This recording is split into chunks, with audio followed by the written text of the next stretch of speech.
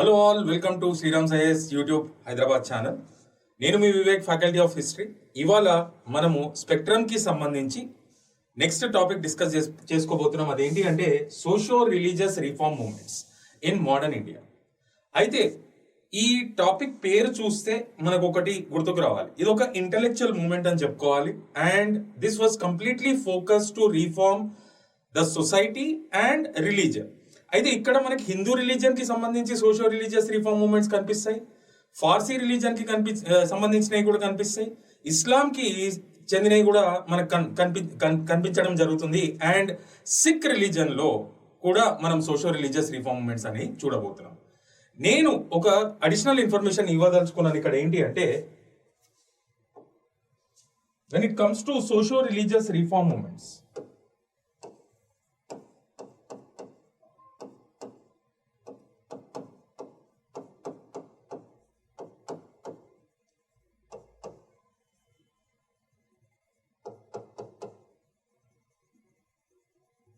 ఇది chapter name. ఇప్పుడు మనం డిస్కస్ చేసుకోబోయేది మోడర్న్ ఇండియాలో.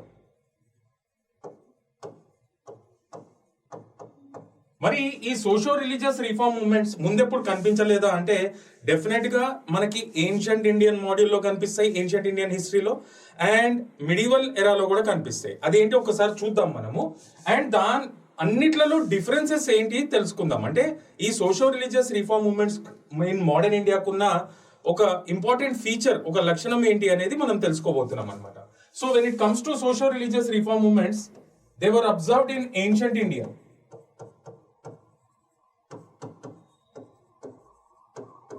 అదే మనము జైనిజం కానీ బుద్ధిజం కానీ ఇంకా different types of philosophical movements జరిగినాయి ఇక్కడ ఏన్షియంట్ ఇండియాలో. అట్లనే మనకి మిడివల్ ఇండియాలో కూడా సోషో రిలీజియస్ రిఫార్మ్ మూవ్మెంట్స్ కనిపిస్తాయి.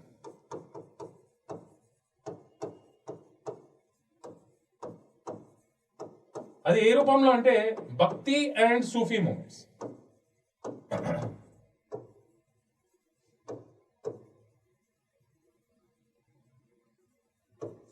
మరి ఏంటి డిఫరెన్స్ ఏంటి? ఈ socio religious reform movements ancient ఇండియాలో ఉన్నాయి, socio religious reform movements medieval ఇండియాలో కూడా ఉన్నాయి, and socio religious reform movements మనకి మోడర్న్ ఇండియాలో కూడా కనిపిస్తుంది.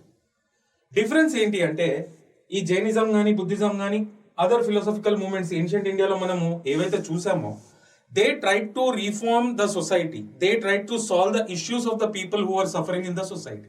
When it comes to Bhakti and Sufi movements also, the movements were focused to reform the Hindu society and Islamic society, and those philosophers also tried to solve the issues of the people who were suffering in the society. When it comes to modern era also, the socio-religious reformers, many have focused to solve the issues, social evils or social issues in the society, undoubtedly. But when it comes to modern era, నేను ఇంతకు ముందు చెప్పినట్టు ఇది మనకి Hindu religion లో కనిపిస్తాయి, Farsi religion లో కనిపిస్తాయి, ఇస్లాంలో కనిపిస్తాయి, సిక్ రిలీజన్ లో కూడా కనిపిస్తాయి. మోడర్న్ ఇండియాలో ఒక రకంగా ఇది సోషల్ ఇష్యూస్ సాల్వ్ చేసే ఉద్దేశంలో వచ్చినప్పటికీ రిలీజన్ కి మధ్యలో ఒక గ్యాప్ అనేది చాలా వైడెన్ అయింది ఇక్కడ మోడర్న్ ఇండియాలో. That was taken as an advantage by the Britishers and it was easy for them to divide and rule India. ఆ డివైడ్ అండ్ రూల్ పాలసీని ఈజీగా ఇంప్లిమెంట్ చేయడం జరిగింది. ఎందుకు? ఈ రిలీజన్ కి మధ్యలో ఏర్పడిన గ్యాప్ మూలంగా.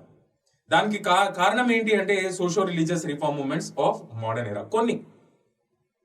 అయితే దీని మూలంగా రిలీజన్ కి మధ్యలో గ్యాప్ ఏర్పడడం అండ్ మనల్ని ఈజీగా డివైడ్ అండ్ రూల్ చేయడం, అండ్ ఫైనల్లీ దీని అవుట్కమ్ ఏంటి అంటే it became one of the factors responsible for the partition of India into India and Pakistan. అంతే కదా, మనకి గ్యాప్ ఎంత అయితే వచ్చిందో ఈజీ అయిపోయింది వాళ్ళని డివైడ్ అండ్ రూల్ చేయడానికి. సో అది దీనికి ఉన్న importance when it comes to socio religious reform movements of modern ఎరా. Though they were focused in solving the social issues, the gap between the vacuum or the gap between different religions got widened up.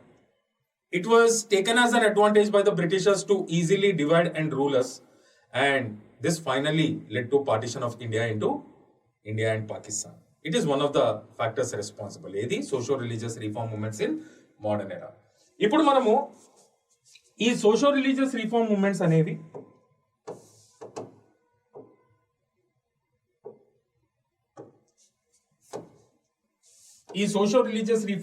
ఏవైతే ఉన్నాయో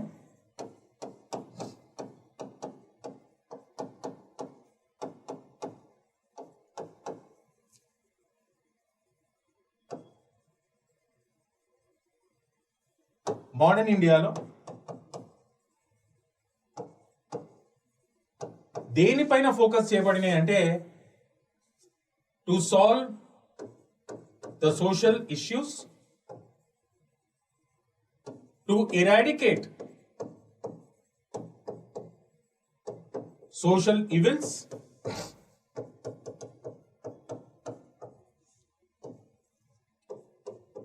to end superstitious beliefs,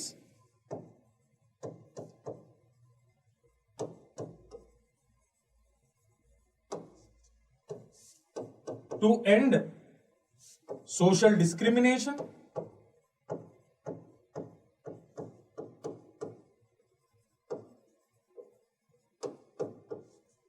to end religious discrimination also. So socio-religious reform movements in modern era were completely focused in solving the social issues in the society. They have started to eradicate the social evil, sati gani, vere practices, to end the superstitious beliefs, to end social discrimination and to end the religious discrimination. Completely deenpaine focus chestunnai. And most of them were women centric. ఈ అన్ని social evils కానీ ఈ discriminations కి worst victims ఎవరు అంటే విమెనే సొసైటీలో. సతీకి వాళ్ళే, widow remarriages కాకుండా అడ్డుకోవడానికి వాళ్ళే, విమెన్ ఎంపవర్మెంట్ కి కాకుండా అడ్డుకోవడం అంటే జెండర్ డిస్క్రిమినేషన్ కి గురైంది వాళ్ళే, ఎడ్యుకేషన్ పరంగా కూడా డిస్క్రిమినేట్ చేయబడ్డారు వాళ్ళు. So many of them were women centric అని చెప్పుకోవాలి. And some socio religious reform movements receive the support from Christian missionaries,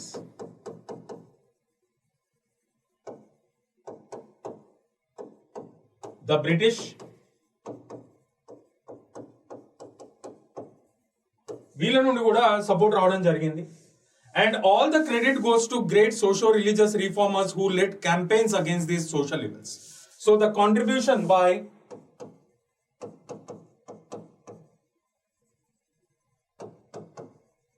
socio-religious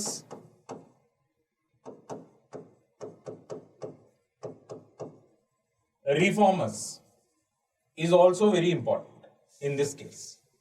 అయితే ఈ మోడర్న్ ఎరాకి సంబంధించిన సోషో రిలీజియస్ రిఫార్మ్ మూవ్మెంట్స్ ఏవైతే ఉన్నాయో, రాజా రామ్మోహన్ రాయ్ని is considered as the father of socio religious reform movements in modern ఎరా.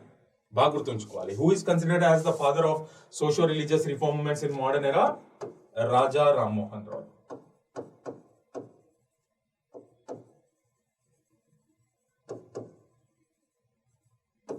He is considered as the father of socio-religious reform movements in modern era. And ante kakunda, he is also called as the father of Indian Renaissance movement. Ee padam manam okasari observe cheyali. Indian Renaissance.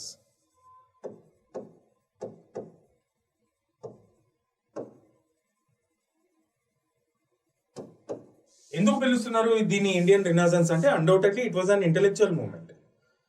కానీ ఈ రినాజన్స్ movement ఏదైతే ఉందో దీన్ని మనం Europe లో జరిగిన రినాజన్స్ movement తో compare చేసుకోవచ్చా లేదా అనేది ఒక క్వశ్చన్. యూరోప్ లో రినాజన్స్ మూవ్మెంట్ రావడం జరిగింది, ఇంటెలెక్చువల్ మూవ్మెంట్ రావడం జరిగింది. అక్కడ సైన్స్ ఇమీడియట్ డెవలప్మెంట్ ఏంటి అంటే science came out from the authority of the church. And it led to the advancement of science and technology, and slowly societies became industrialized. They came out from the clutches of feudalism. అది అక్కడ మనం అద్భుతంగా చూడొచ్చు. ఎందుకంటే people there in Europe had scientific temper. అంటే ప్రతిదీ ఒక scientific reason తోని బ్యాకప్ చేసుకుని ఆలోచించే వాళ్ళు అనమాట. It was completely and intellectual movement. మరి when it comes to Indian case, ఇక్కడ కూడా it was an intellectual movement. But ఇక్కడ when we compare ourselves with the Europeans, we lack the scientific temper. Scientific temper Indians లో అంత ఉండదు. ప్రతిదీ ఒక scientific backing తోని చేయము. మనకి తరతరాలుగా ఆచారం కాబట్టి అది మనకు తెలిసినా తెలియకపోయినా మనం నమ్ముతా ఉంటాం అనమాట. అది ఒక షార్ట్ కమింగ్ ఇక్కడ. సో ఎస్, ట్రెడిషన్స్ ని ఫాలో అవ్వడం చాలా ఇంపార్టెంట్. అది మన కల్చర్లో ఉంది, మన బ్లడ్ లో ఉంది, మన సాయిల్లో ఉంది. కానీ అసలు దీనికి ఎంతవరకు సైంటిఫిక్ వ్యాలిడిటీ ఉంది, అసలు ఇది ఎంతవరకు మంచిది ఒక సొసైటీకి కానీ, ఒక మనిషికి కానీ, ఒక ఇంటికి కానీ, అసలు అది నిజంగా ప్రొడక్టివా, ప్రోగ్రెసివా అనేది కూడా మనం ఆలోచించాలన్నమాట. So that scientific temper is lacking when compared with the European renaissance movement. ఇది ఒక్క డిఫరెన్స్ మీరు అర్థం చేసుకోవాలన్నమాట. సో చూడండి ఎన్ని కాన్సెప్ట్స్ నేర్చుకుంటున్నామో మనము. Already we have started our discussion with comparing the socio-religious reform movements of ancient, medieval and modern eras. ఈ మూడు కూడా they were focused in solving the social issues. But when it comes to the modern era, the gap between different religions got widened up and it was taken as an advantage by the Britishers to easily divide and rule us. And finally, it was one of the factors responsible for the partition of India and Pakistan. That is what we have learned. And when it comes to the socio-religious reform movements in modern era, they were focused in eradicating social evils, the superstitious beliefs, to end the social discrimination and religious discrimination or gender discrimination. And they were completely, and most of them were women-centric. And they received a support from the Christian missionaries and the British. And the father of Indian socio-religious reform movements in modern era is none other than Raja Ram Mohan Roy the Great. He is also considered as the father of Indian Renaissance movement. Renaissance movement means an intellectual movement. Yes, undoubtedly it is an intellectual movement, but when we compare this Renaissance movement with that of the European Renaissance movement, Indians lacked the scientific temper that was not seen in Europeans' case. Please remember these points. It is a fact, a valid fact. Now let us move into the details. ఇప్పుడు factual మనము spectrum చదువుతున్నాం కాబట్టి ఈ spectrum ని base చేసుకుని important socio religious reform movements అన్ని కూడా మనము ఎలాబరేట్ గా డిస్కస్ చేసుకుందాం. దానికి సంబంధించిన ఫ్యాక్ట్స్ కూడా డిస్కస్ చేసుకుందాం. నేను చెప్పినట్టు ఈ మోడర్న్ ఎరాలో మనకి హిందూ రిలీజన్ లో కనిపిస్తాయి ఈ రిఫార్మ్ మూవ్మెంట్స్ అనేవి, ఇస్లాం లో కనిపిస్తాయి, ఫార్సీ రిలీజన్ లో కనిపిస్తాయి, సిక్ రిలీజన్ లో కనిపిస్తాయి. సో మనకి ఎగ్జామ్ పాయింట్ ఆఫ్ వ్యూ, మన అండర్స్టాండింగ్ పాయింట్ ఆఫ్ వ్యూ ఏవైతే ఇంపార్టెంట్ ఉన్నాయో అవి చాలా చాలా ఎలాబరేట్ గా ఈ సెషన్ లో మనం డిస్కస్ చేయబోతున్నాం. So when it comes to the socio-religious reform movements in Hindu religion,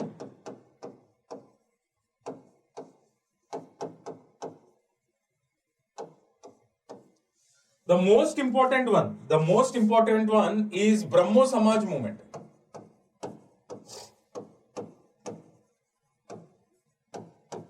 చాలా సార్లు క్వశ్చన్స్ రావడం జరిగింది ఈ టాపిక్ నుండి. మరి దీనికి కారకులు ఎవరు అంటే Raja Rammohan Roy.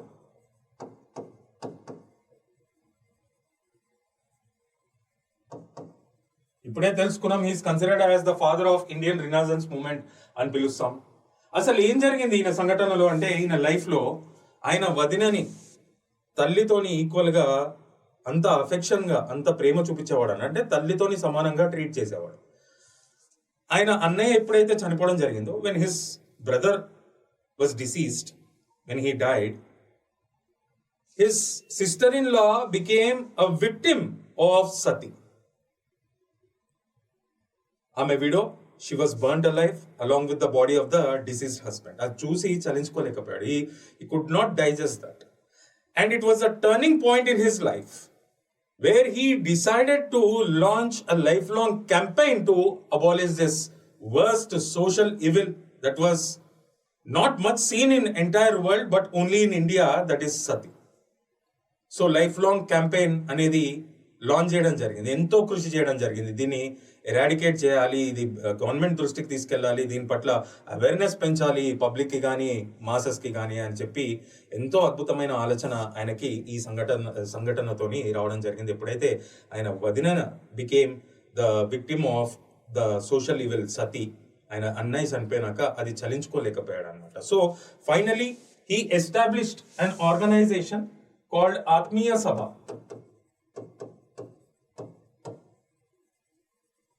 which was later renamed to Brahmo Samaj. This organization condemned all kinds of social evils, particularly sati. Remember this word? So when he had decided to fight against sati, In that context, he established an organization called Atmiya Sabha, later which got renamed to Brahmo Samaj. This organization condemned all kinds of social evils in the society and all kinds of superstitious beliefs in the society, but particularly he fought against Sati. బాగా గుర్తుంచుకోవాలి. And అంతేకాకుండా he also fought for women empowerment.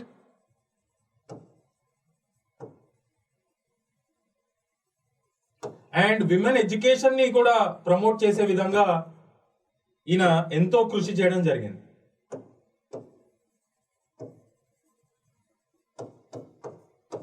And this great personality ఆయన ఏం చేశాడు అంటే ఉపనిషత్స్ కానీ ధర్మశాస్త్రాస్ని కానీ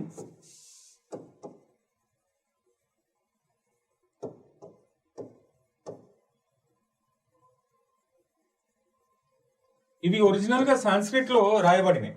so he translated them into Bengal. ఏ ఉద్దేశంతోనే అంటే మాసెస్ కూడా అర్థం చేసుకోవాలి, దీనిలో ఉన్న నిజం తెలుసుకోవాలి అని ఆయన ట్రాన్స్లేట్ చేసి ఇంటర్ప్రిట్ చేసి మాసెస్ కి ఏమని ఎడ్యుకేట్ చేశాడు అంటే these sacred text that were return in Sanskrit did not provide any kind of authority to any superstitious belief or social evil. అది నిజమే. ఏ సీక్రెట్ టెక్స్ట్ కూడా ఇంత దరిద్రమైన సోషల్ ఈవిల్స్ మీరు చేయండి అని చెప్పి ఏ సీక్రెట్ టెక్స్ట్ కూడా చేయదు. నమ్మకాలు ఆచారం అయిపోయింది అది మనకి. సో ఆయన ఏం చేశాడు అంటే he translated that to Bengali language and educated the masses that these sacred text did not provide any kind of authorization to the social evils, these kind of worst social evils అని చెప్పుకోవాలి. And అంతేకాకుండా అక్కడ కాగలేదు, Hindu religion కి సంబంధించే కాదు, he interpreted Quran and Bible also, and he revealed the same. Even these sacred texts did not provide any kind of authority to these worst social evils in the society. anta goppa manishi evaru Raja Ram Mohan Roy. And ante kaakunda he condemned extreme polytheism, ante inni number of దేవుళ్ళని పూజించడాన్ని కూడా condemn చేయడం జరిగింది. Extreme పాలిథిజం.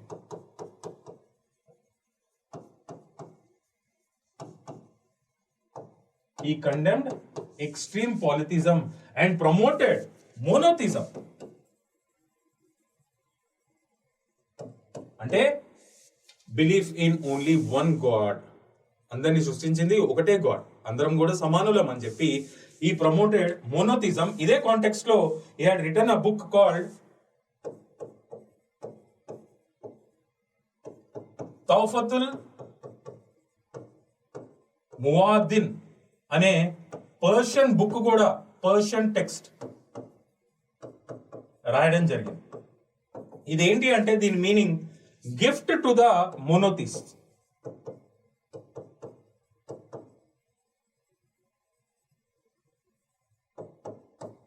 Gift to the monotheists. So ఒక్కసారి ఈయన గురించి మళ్ళీ తెలుసుకుందాం. ఈయన తన సిస్టర్ ఇన్ లో అని తన మదర్ కి ఈక్వల్ గా ఎంతో రెస్పెక్ట్ చేసేవాడు. అటువంటి సిస్టర్ ఇన్ లో ఎప్పుడైతే సతికి గురవడం జరిగిందో తన అన్నయ్య చనిపోయినాక he had decided to launch a campaign against this worst social evil, and accordingly he established Atmiya Sabha. Then later it was renamed to Brahmo Samaj, which condemned all kinds of social evils and superstitious beliefs, but particularly it was established to fight against Sati. And he was a great promoter of women education and women empowerment.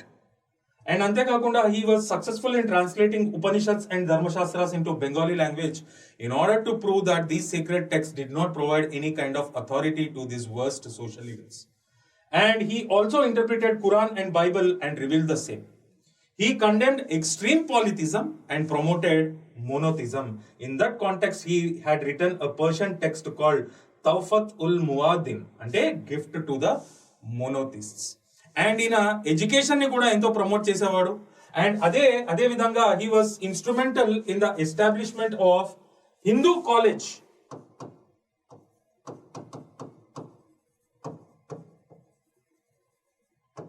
At Calcutta. దీన్ని establish చేయడంలో ఈయన ఒక instrumental పాత్ర ఉంది అని చెప్పుకోవాలి. And అంతేకాకుండా ఈయన ఒక యూరోపియన్ అయిన అలెగ్జాండర్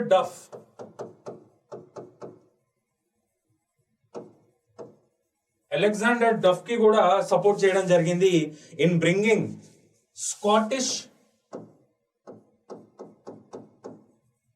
చర్చ్ కాలేజ్. దీన్నే later it was renamed to Duff's college అని కూడా పాపులర్ గా పిలుస్తారు. ఎంతో ఎమినెంట్ పర్సనాలిటీస్ ఇందులో చదవడం జరిగింది, including Subhash Chandrabose. So this person played an instrumental role in bringing Hindu College at Calcutta, and he also assisted an European named Alexander Duff in starting or setting up Scottish Church College, which was later called popularly as Duff's College because he was the person behind Alexander Duff. ఆయనను assist చేసింది కూడా రాజా Rammohan Roy. And దీనిలో ఎంతో గొప్ప గొప్ప వాళ్ళు చదువుకోవడం జరిగింది, ఇంక్లూడింగ్ సుభాష్ చంద్రబోస్. సరే, ఇవన్నీ బాగానే ఉన్నాయి. ఈయన కృషి వల్ల, అది ఈయన కృషి కూడా వన్ ఆఫ్ ద ఫ్యాక్టర్స్ అని చెప్పుకోవాలి. 1829 బెంగాల్ సతీ అబాలిషన్ యాక్ట్ అనేది తీసుకుని రావడం జరిగింది 1829 లో బ్రిటిష్ ప్రభుత్వం. అండ్ ఇది ఓవర్ టైం పీరియడ్ లో వచ్చిందంటే lord William Bentinck time period లో వచ్చింది. సరే, ఇది వచ్చినాక ఆయన లండన్ కి ట్రావెల్ చేయడం జరిగింది. ఈయన ఏంటంటే he was very close associate to the Mughal emperor. ఆ టైం పీరియడ్ లో ఎవరైతే ఉన్నాడో ఆయన పేరు అక్బర్ టు. ఎంత క్లోజ్ అంటే వీళ్ళు Akbar to use to address him as Raja. అందుకనే ఈయన పేరు పాపులర్ అయింది ఏ విధంగా అంటే రాజా రామ్మోహన్ రాయ్ అని చెప్పి అందరూ పిలవడం జరిగింది అనమాట. అది అసలు ఎవరు స్టార్ట్ చేశారు అంటే ముఘల్ ఎంపరర్. ఈయనకి ఎంతో క్లోజ్ బాండింగ్ ఉండేది. సో 1829 లో సతీ అబాలిషన్ యాక్ట్ రావడం జరిగింది, లార్డ్ విలియం బెంటిక్ ప్రభుత్వం తీసుకుని రావడం జరిగింది. అండ్ ఈయన లండన్ కి ట్రావెల్ చేయడం జరిగింది. దానికి 2 కారణాలు ఉన్నాయి రాజా రామ్మోహన్ రాయ్ లండన్ కి ట్రావెల్ చేయడానికి. ఒకటి ఏంటి అంటే to ensure for the strict implementation of this 1829 Sati abolition act, Bengal Sati abolition act. సరే, మీరు లెజిస్లేషన్ తీసుకుని రావడం డెఫినెట్ గా ఇట్ ఈస్ వెల్కమింగ్ స్టెప్. కానీ ఇది సీరియస్ గా ఇంప్లిమెంట్ కాకపోతే మాత్రము ఎటువంటి ఫ్రూట్స్ ఉండవు దీనికి సంబంధించి. మా కృషికి కానీ ఎంతో మంది ఆడవాళ్ళు దీనికి బలైపోతున్నారు, మీరు సీరియస్ గా ఇంప్లిమెంట్ చేయాల్సిందే అని మళ్ళీ ఇంకోసారి అక్కడున్న బ్రిటిష్ ప్రభుత్వానికి దృష్టికి తీసుకుని వెళ్ళడానికి he travel to London. Second reason ఏంటి అంటే అప్పుడున్న ముఘల్ ఎంపరర్, ఈయన క్లోజ్ అసోసియేట్ అంటే ఈయన క్లోజ్ ఫ్రెండ్ ఎవరైతే ఉన్నారో Akbar to, he was already a pensioner under the Britishers.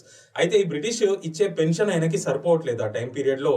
So ఈయన ఒక డెలిగేషన్ కూడా తీసుకుని వెళ్ళడం జరిగింది, రిప్రజెంటేషన్ కూడా అప్పుడున్న ముఘల్ ఎంపరర్ తరపు నుండి, to enhance the pension of the Mughal emperor in India. So ఈ 2 రీజన్స్ కోసము ట్రావెల్ చేయడం జరిగింది. అండ్ అన్ఫార్చునేట్ గా రాజా రామ్మోహన్ రాయ్ అక్కడే లండన్ లో చనిపోవడం జరిగింది, మళ్ళీ వెనకకి రాలేదు.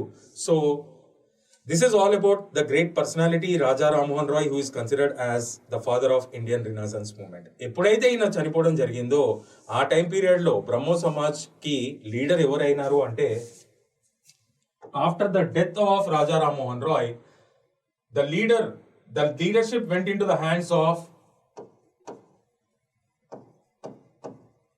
Devendranath Tagore. ఈయన ఎవరో కాదు, మన very popular personality Rabindranath Tagore యొక్క ఫాదర్. ఈయన చేతికి లీడర్షిప్ అనేది వెళ్ళింది బ్రహ్మో సమాజ్ కి సంబంధించి. అండ్ ఇదే ఆర్గనైజేషన్ లో ఇంకో వెరీ ఇంపార్టెంట్ పర్సనాలిటీ కూడా ఉండడం జరిగింది. ఆయన పేరు ఏంటి అంటే కేశవ్ చంద్ర సేన్.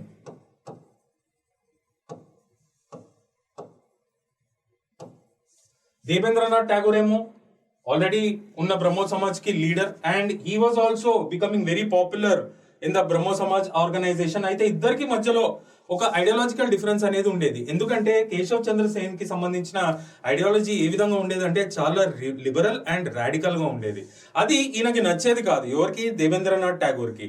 ఆయన ప్రకారంగా ఈ రాడికల్ ఐడియాలజీ మూలంగా హిందూస్ అనే వాళ్ళ సెంటిమెంట్స్ చాలా హట్ అయ్యే అవకాశాలు ఉన్నాయని చెప్పి దేవేంద్రనాథ్ ఠాగూర్ నమ్మేవాడు అనమాట. సో ఈ ఐడియాలజికల్ డిఫరెన్సెస్ ఎక్కడికి దారితీసినాయి అంటే there was a split in Brahmo Samaj. Brahmo Samaj split అయింది 2 బ్రహ్మో సమాజ్ లాగా. ఒక దానికి దేవేంద్రనాథ్ ఠాగూరే లీడర్ గా ఉన్నాడు, ఆ దాని పేరేంటి అంటే ఆది బ్రహ్మో సమాజ్.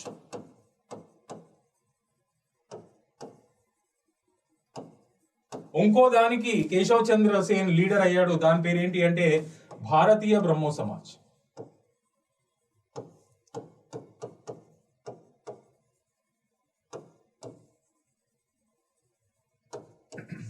మరి ఇద్దరిలో ఎవరిది బాగా లిబరల్ ఐడియాలజీ అంటే డెఫినెట్ గా కేశవ్ చంద్రసేన్, కానీ కొంచెం రాడికల్ అయిన మనిషి అనమాట ఈయన ఐడియాలజీ. అండ్ ఈ లిబరల్ క్యారెక్టర్ మూలంగానే ఈ భారతీయ బ్రహ్మో సమాజ్ ఏదైతే ఉందో it became very very popular in India. Lot of branches of this Bharatiya Brahmo Samaj were also established all throughout India and he was also invited to different parts of the country.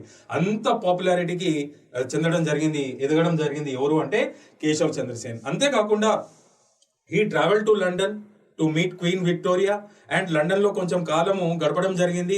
అక్కడ ఎన్నో విషయాలు తెలుసుకోవడం జరిగింది. With the experiences he learned at London he came back to India and established Indian reforms association.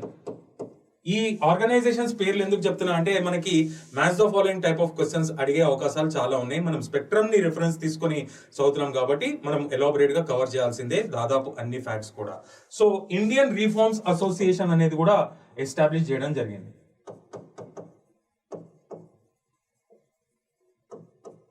ఎవరు? కేశవ్ చంద్ర సేన్. అంత గొప్ప popularity సాధించుకోవడం జరిగింది కేశవ్ చంద్ర సేన్. ఎక్కడ పోయినా పబ్లిక్ బ్రహ్మరథం ఇవ్వడం జరిగింది ఈయనకి. అంత పాపులారిటీ చెందిన మనిషి, అంత మంచిగా అవుతున్న టైంలో ఒక న్యూస్ బయటకు వచ్చింది. అదేంటి అంటే he announced the marriage of his daughter with the prince of Cooch Behar princely state.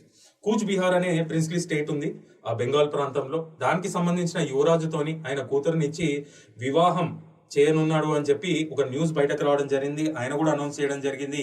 కానీ అసలైన సత్యం బయటపడింది ఆ టైం పీరియడ్ లో. అదేంటి అంటే ఆయన కూతురు కానీ ఆ ప్రిన్స్ కానీ ఇద్దరు కూడా మైనర్సే. అంత ఎత్తుకెదిగిన మనిషి పాపులారిటీ ఈ న్యూస్ తోని వెంటనే it started to decline. So his prominence started to decline when people came to know that both bride and bride groom were minors. It was his daughter's marriage. And this topic is important for your ethics paper also. In ethics, you have a topic called balancing the personal life and professional life. అంటే రేపొద్దున మనం public office ని represent చేస్తాము, tax payer మనీతోని మనము ఉంటాం కాబట్టి మనం చాలా అకౌంటబుల్ గా, చాలా రెస్పాన్సిబుల్ గా, చాలా సెన్సిటివ్ గా we have to take everybody under hour wing. మనము మన ప్రొఫెషనల్ లైఫ్ ని మన పర్సనల్ లైఫ్ తోని ఎంతో అద్భుతంగా బ్యాలెన్స్ చేయాలి. అది ఆ లీడర్షిప్ క్వాలిటీస్ ఉండాలి. అది ఈయన కేసులో మిస్ అయింది. So this example you can write there. ఆ కాంటెక్స్ట్ ఎప్పుడైతే వస్తుందో మీరు డెఫినెట్ గా ఈ ఎగ్జాంపుల్ అనేది కూడా అక్కడ రాయొచ్చు. చూడండి హిస్టరీ ఎంత ఇంటర్లింకింగో వేరే సబ్జెక్ట్స్ తోని కూడా. సో ఈ విధంగా ఆయన పాపులారిటీ అనేది మెల్లమెల్లగా ఫేడ్ అవ్వడం జరిగింది. బ్రహ్మో సమాజ్ లో మళ్ళీ ఇంకోసారి స్ప్లిట్ జరిగింది. అదేంటి అంటే కొత్త బ్రహ్మో సమాజ్ క్రియేట్ అయింది. దాని పేరే సాధారణ బ్రహ్మో సమాజ్.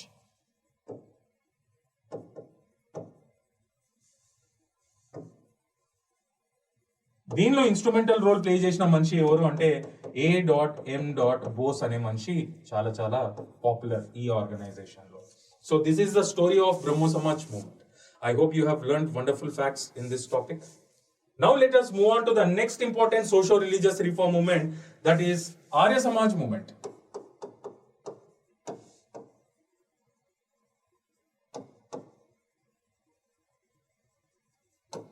ఈ ఆర్య సమాజ్ మూవ్మెంట్ ఎవరు స్టార్ట్ చేశారు అంటే very very popular personality Dayanand Saraswati.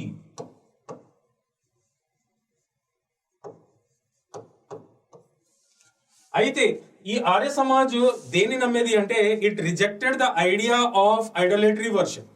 So Arya Samaj rejected idolatry worship, idols ని పూజించరు.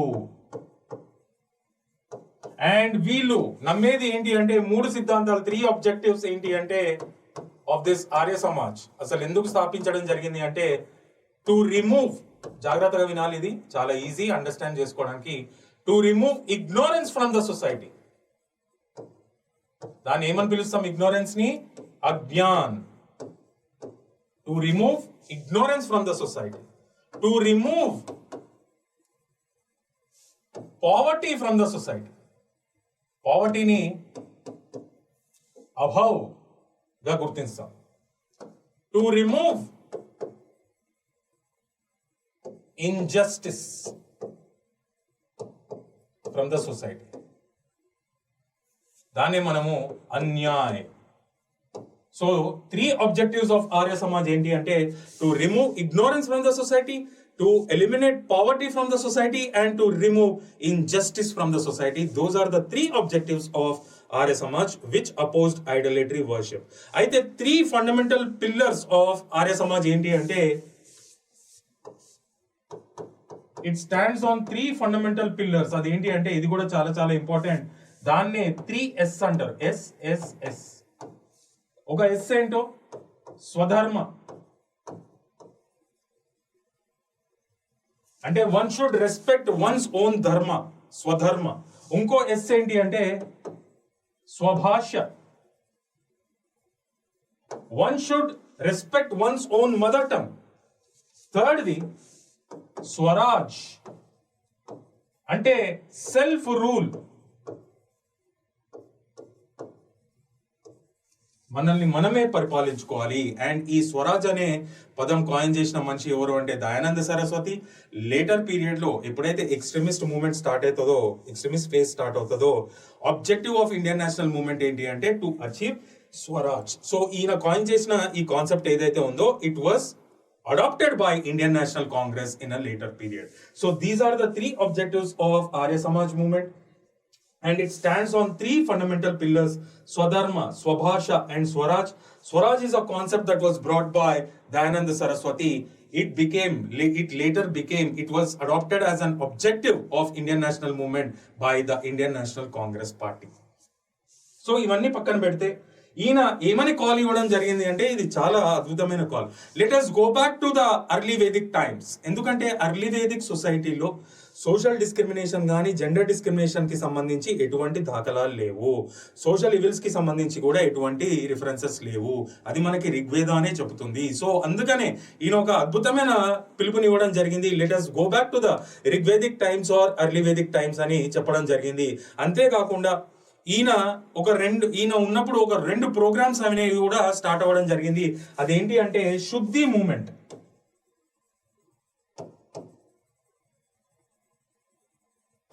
ఇదేంటి అంటే మనకి డౌన్ ట్రోడన్ సెక్షన్స్ ఏవైతే ఉన్నాయో హిందూ రిలీజన్ లో, దానికి సంబంధించిన చాలా మనుషులని మనం ఒక సోషల్ డిస్క్రిమినేషన్ కి గురి చేస్తూ ఎంతో అనగదొక్కాము.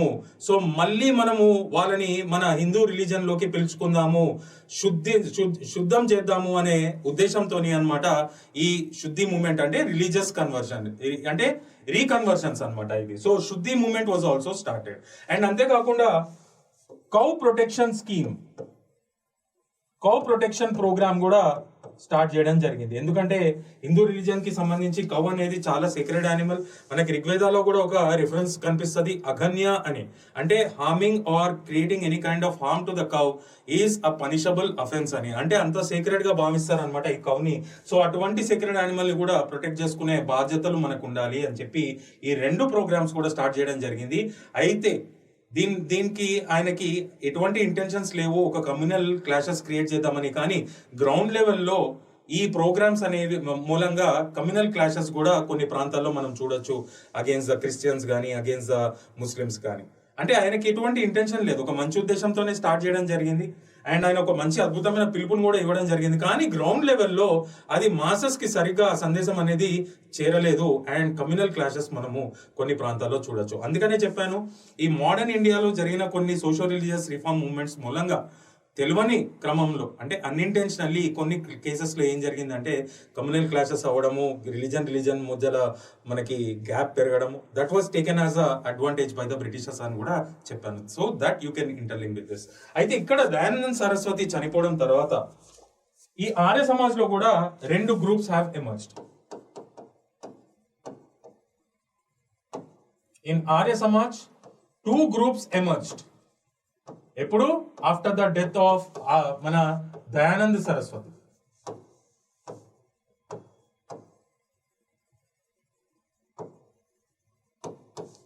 ఆ 2 groups ఏంటి అంటే, one was a conservative group, అంటే conservative ideology. Other was liberal group. ఈ కన్సర్వేటివ్ గ్రూప్ కి హెడ్ ఎవరైనాడు అంటే Swami Shraddhananda.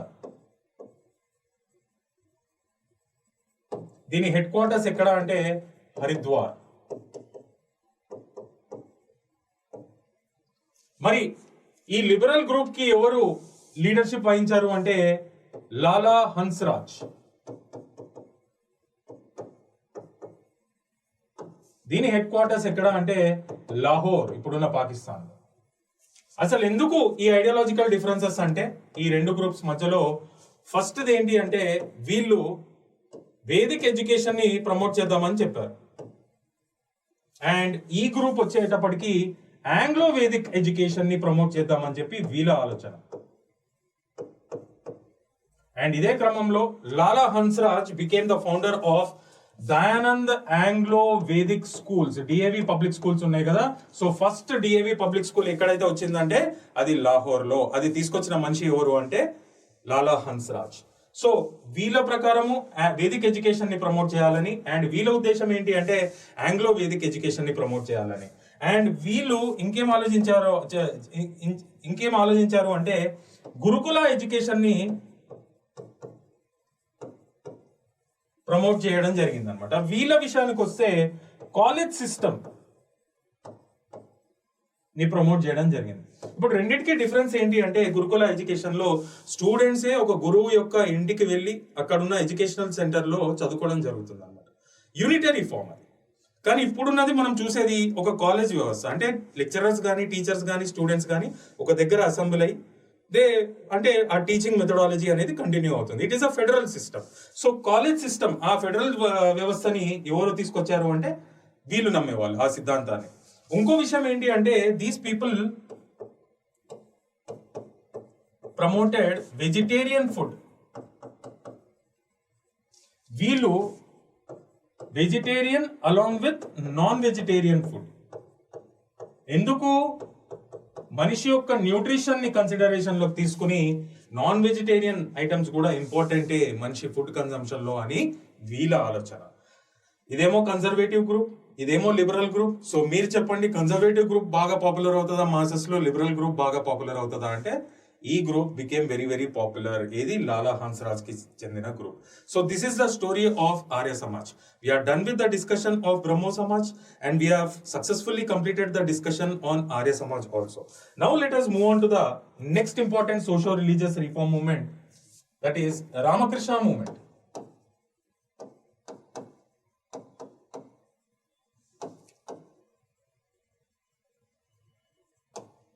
And this movement was greatly inspired by the ideology of Ramakrishna Paramahamsa.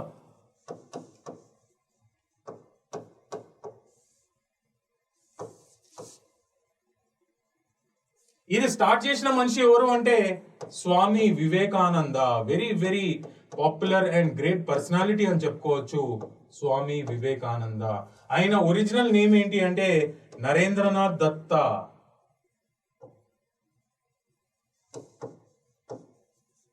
మరి ఎవరి అడ్వైస్ ప్రకారం ఈ టైటిల్ తీసుకున్నాడు స్వామి వివేకానంద అంటే మహారాజా ఆఫ్ ఖేత్రి ప్రిన్స్లీ స్టేట్.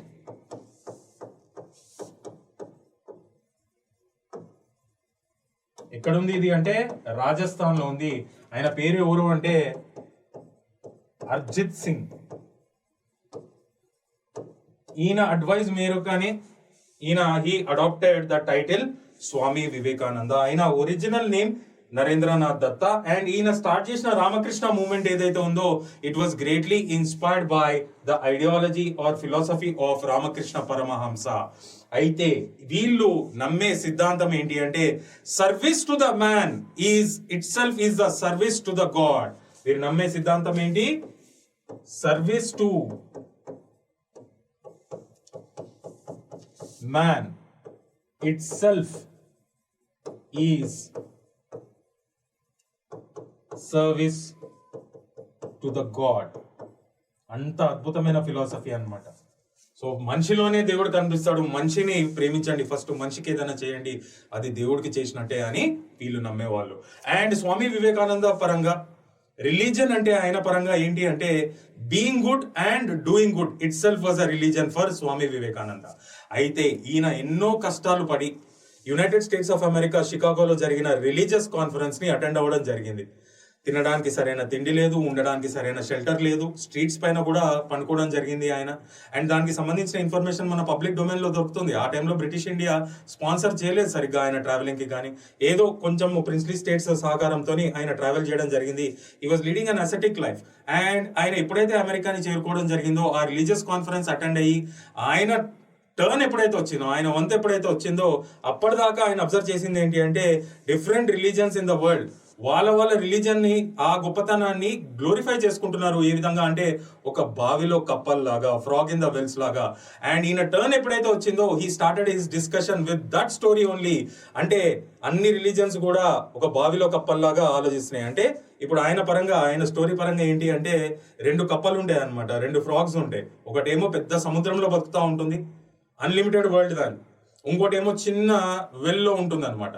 ఇవి రెండు యాక్సిడెంటలీ ఒక రోజు కలుసుకుంటాయి. ఎట్లయితే ఈ రిలీజియస్ కాన్ఫరెన్స్ లో ఈ రిలీజియస్ రిప్రజెంటేటివ్స్ అయితే కలిసారో ఆ విధంగానే అవి రెండు కూడా కలుసుకోవడం జరుగుతుంది. అండ్ రెండింటి మధ్యలో డిస్కషన్ వస్తుందంట. ఏంటంటే వెల్లులో ఉన్న ఫ్రాగ్ చెప్తుంది అనమాట, దేనికి, సముద్రం లో ఉన్న ఫ్రాగ్ కి, పిచ్చిదానా ఎన్ని రోజులు సముద్రంలో ఉంటావు, నువ్వు నా ప్రపంచంకి రా, నా ప్రపంచంలో నేనే రాజుని, ఎంతో అద్భుతమైన ప్రపంచం, ఎంతో విశాలమైన ప్రపంచం, చాలా పెద్ద ప్రపంచం అని చెప్తారు. కానీ నిజానికి సముద్రం పెద్దదా, వెళ్ళు పెద్దదా? సముద్రమే పెద్దదన్నమాట. సో ఆయన కూడా ఇక్కడ ఇదే ఎగ్జాంపుల్ తీసుకోవడం జరిగింది. ఏంటంటే ఫ్రాగ్ ఇన్ ద వెల్. అంటే సనాతన ధర్మ, అంటే హిందూ రిలీజన్ కి ఉన్న గొప్పతనం తెలియక మీ రిలీజన్స్ ని గ్లోరిఫై చేసుకునే కాంపిటీషన్ లో మీరు పడిపోయారు అని చెప్పి సనాతన ధర్మకున్న గొప్పతనాన్ని ఆ షికాగో కాన్ఫరెన్స్ లో ఎంతో అద్భుతంగా వరల్డ్ అందరికీ తెలిసేటట్టు చేసిన మనిషి ఎవరు అంటే స్వామి వివేకానంద. దానిలో ఆయన దేనిపైన ఫోకస్ చేయడం జరిగింది అంటే కో ఎగ్జిస్టెన్స్ అండ్ టాలరెన్స్. బాగా గుర్తుంచుకోవాలి ఇది. అంటే ఇష్టం వచ్చినట్లు రిలీజియన్ లైన్స్ లో కొట్లాడే వ్యవస్థ, పరిస్థితి రాకూడదు. ఈయనని ఒక ఇన్స్పిరేషన్ గా తీసుకోవాలి.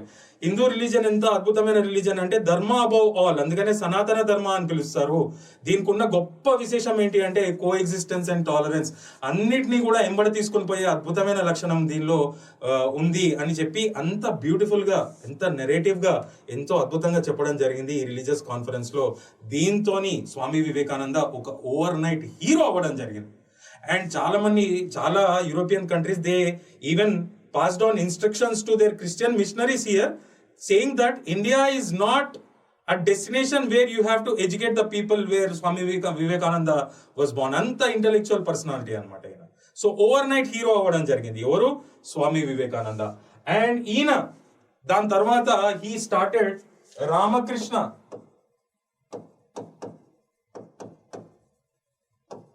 మఠ్ అండ్ రామకృష్ణ మిషన్ ని కూడా స్టార్ట్ చేయడం జరిగింది.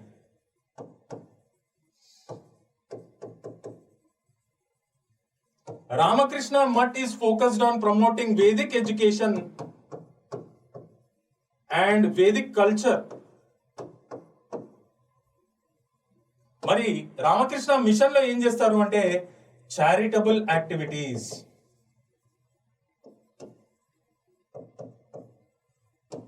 మీరు ఎప్పుడైనా వెళ్ళండి రామకృష్ణ మఠ్కి. ఎంతో స్కిల్డ్ ఉన్న డాక్టర్లు కానీ, ఎంతో చాలా మంది టీచర్స్ కానీ స్వామి వివేకానంద పైన ఉన్న రెస్పెక్ట్ తోని ఒక వారంలో ఒక్క రోజన్నా అక్కడికి వచ్చి ఫ్రీ సర్వీసెస్ ఇవ్వడం జరుగుతుంది. అంత గొప్ప ఆలోచన ఎవరి ఉద్దేశంలో తీసుకున్న, అంటే ఎవరి లీడర్షిప్ లో రావడం జరిగింది అంటే undoubtedly it was Swami Vivekananda. And ఈయన చనిపోయిన తర్వాత ఈ రామకృష్ణ మూవ్మెంట్ కి లీడర్ ఎవరైనారు అంటే his very close disciple. She was an Irish lady. ఆమె పేరు Margaret Nobel.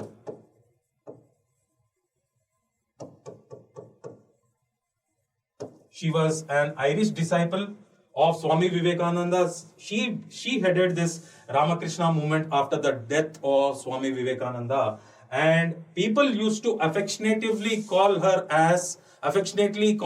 as Sister Nivedita ani ento prematon పిలుచుకునే వాళ్ళు. ఎవరిని అంటే మార్గరెట్ నోబెల్ ని. So this is about Ramakrishna movement. So we are done with Brahmo Samaj movement, we are done with Arya Samaj movement, and we are done with Ramakrishna movement also. Now let us move on to the next important socio-religious reform movement. So in that context we have to speak something about Theosophical Society.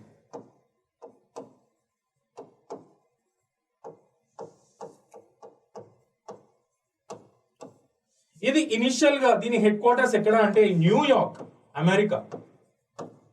దీన్ని establish చేసిన వాళ్ళు ఎవరు అంటే Allcott. He was an American. And Blavatsky, she was a Russian lady. వీళ్ళిద్దరు కలిసి start చేసిన society ఏంటి అంటే థియోసఫికల్ సొసైటీ. అసలు ఇది దేన్ని ఉద్దేశించుకుని తీసుకుని రావడం జరిగింది అంటే this society was involved on the research on different civilisations and cultures of the world. దానిపైన ఎంతో అద్భుతమైన రీసెర్చ్ అనేది కూడా స్టార్ట్ చేయడం జరిగింది వీళ్ళిద్దరు లీడర్షిప్ లో. అంతా బాగానే ఉంది. In later period Indian civilization పట్ల, దానిలో ఉన్న కల్చర్స్ పట్ల, దానిలో ఉన్న ప్రాక్టీసెస్ కానీ ట్రెడిషన్స్ కానీ దాని పట్ల బాగా అట్రాక్ట్ అయ్యి later this head quarters was shifted to Adyar in Tamil Nadu. And ఎప్పుడైతే ఆల్కాట్ అప్పటిదాకా ఒక హెడ్ గా ఉన్నాడో థియోసఫికల్ సొసైటీకి, ఆయన చనిపోయిన తర్వాత ఒక ఐరిష్ లేడీ, ఆమె పేరు యానీ బేసెంట్, చాలా చాలా popular personality. Annie Besant became the leader after the death of Olcott. దాని తర్వాత ఈ సొసైటీకి ఉన్న ఫేజ్ నే చేంజ్ చేయడం జరిగింది అనమాట. And this society was utilized to promote women education and women empowerment in India. Education ki on one hand ento goppa importance ichina manishi Annie Besant, and she was also greatest supporter of Indian freedom struggle. Though she was from Ireland, she was a greatest supporter for Indian freedom struggle and getting Indian independence అని చెప్పుకోవాలి. And Indian National Congress లో మొట్టమొదటి మహిళ president ఎవరు అంటే Annie Bessent. ఇది చాలా మందికి తెలియదు ఎవరికి. First Indian lady to become president of Indian National Congress అంటే మన హైదరాబాద్ కి చెందిన సరోజినీ నాయుడు. ఓవరాల్ గా ఫస్ట్ లేడీ ఎవరు అంటే యానీ బేసెంట్. బాగా గుర్తుంచుకోవాలి ఈ ఫ్యాక్ట్స్. సో యానీ బేసెంట్ ఎవరైతే ఉన్నారో, she was instrumental in bringing home rule movement also in India politically to bring a pressure on the Britishers. And అంతేకాకుండా she played an instrumental role in the establishment of Benares Hindu College. ఇదే later period లో Benares Hindu University అయింది. ఇప్పటికీ ఎంతో popular university ఇది. So she played an instrumental role in establishing this Benares Hindu College, which later became Benares Hindu University. అయితే ఇక్కడ Annie Bessent కి సంబంధించిన ఫాలోవర్స్ ఎవరైతే ఉన్నారో, they established Woods national college. ఇది బాగా వినాలి, చాలా చాలా ఇంపార్టెంట్ టాపిక్ ఇది.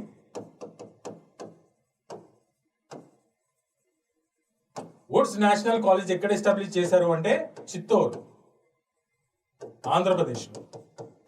ఇది ఎవరు ఎస్టాబ్లిష్ చేశారు అంటే ఫాలోవర్స్ ఆఫ్ యానీ బేసెంట్. మరి యానీ బేసెంట్ చనిపోయినాక this was renamed to Besant Theosophical College at Madanapalle, చిత్తూరులో, మనకు ఆంధ్రప్రదేశ్ లో కనిపిస్తుంది. ఇది ఇప్పటికీ చాలా చాలా పాపులర్ ఇన్స్టిట్యూషన్ అనే చెప్పుకోవాలి, ఎడ్యుకేషనల్ ఇన్స్టిట్యూషన్. సో ఈమె చనిపోయిన తర్వాత Woods national college got renamed to Bessent Theosophical College at Madanapalle, Chittoor, Andhra Pradesh. ఇదంతా బాగానే ఉంది. ఈ టాపిక్ నేను ఎందుకు చెప్తున్నానంటే ఈ పర్టికులర్ కాలేజ్ గురించి 1919 లో Rabindranath Tagore visited this college.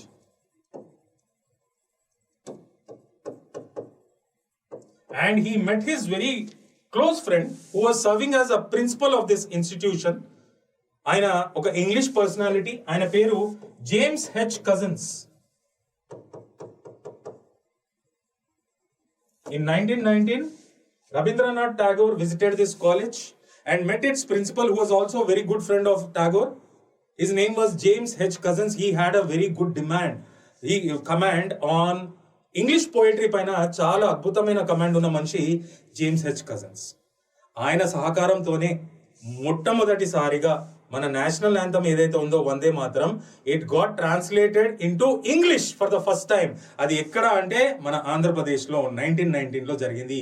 ఏ చోట అంటే బెసెంట్ థియోసఫికల్ కాలేజ్, మదనపల్లి, చిత్తూరులో జరగడం జరిగింది. So that is the importance. నేను అందుకనే ఈ విషయం ఇక్కడ చెప్పాను. So this is all about Theosophical society. Next మనము ఒక చాలా చాలా ప్రామినెంట్ సోషో రిలీజియస్ రిఫార్మర్ గురించి మనం మాట్లాడుకోబోతున్నాము. ఆయన పేరు కూడా మనం స్కూల్లో ఎన్నోసార్లు చదివే ఉంటాము. Very great personality. He was none other than Ishwar Chandra Vidyasagar.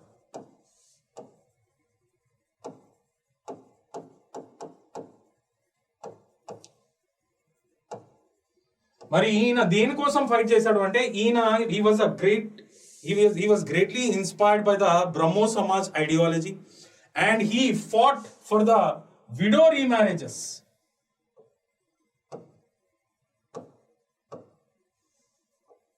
And he fought for women education also in India.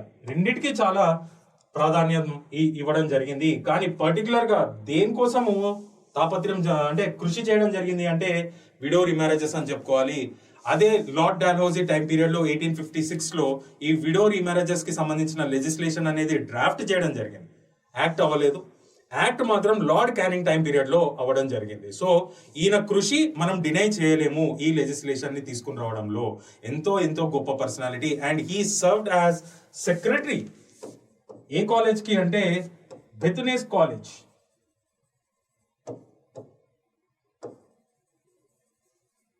Calcutta. దీనికి ఉన్న విశిష్టత ఏంటంటే this is the earliest college established in India with foreign support, completely dedicated for women. అంటే earliest female graduates కూడా ఈ college నుండి రావడం జరిగింది, లైక్ కాదమ్మని గంగూలీ.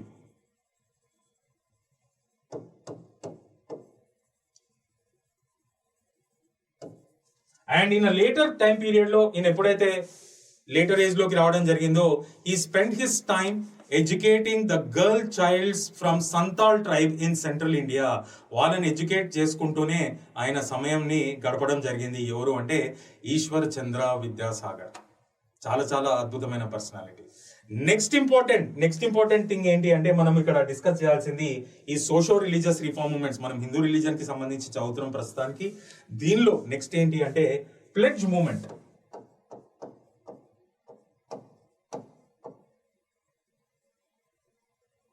ఇది ఎక్కడ జరిగింది అంటే మహారాష్ట్ర రీజన్ లో. ఎవరి లీడర్షిప్ లో అంటే రఘునాథ్ రావు అండ్ మహాగోవింద్ రనాడే.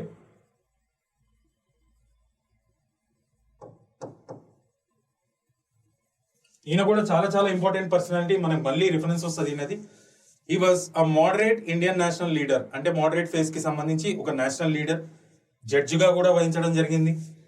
వీళ్ళిద్దరి సమక్షంలో జరిగిందే ప్లెడ్జ్ మూవ్మెంట్. ఇది ఏంటి అంటే మహారాష్ట్రలో డిఫరెంట్ రీజన్స్ లో you can see males getting mobilised in front of the temples. అంటే అందరూ టెంపుల్స్ ముందు గ్యాదర్ అయ్యి మగవాళ్ళందరూ they were seen taking a pledge that they will never ever get married to girl child. అంటే this is focused in eradicating child marriages. బాగా గుర్తుంచుకోవాలి. So this was against to the child marriages. And under this movement, we can see males from different regions in Maharashtra getting mobilized in front of the temples, taking a pledge that they wouldn't marry the girl childs. చాలా చాలా important moment ఇది కూడా, pledge moment అనేది. Next important socio religious reformer మనం మాట్లాడుకోవాల్సింది ఎవరు అంటే Gopal హరిదేశ్ముఖ్.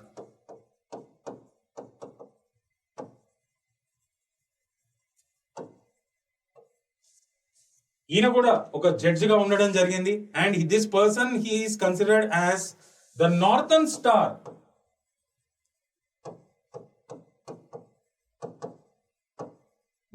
Star of Indian freedom struggle.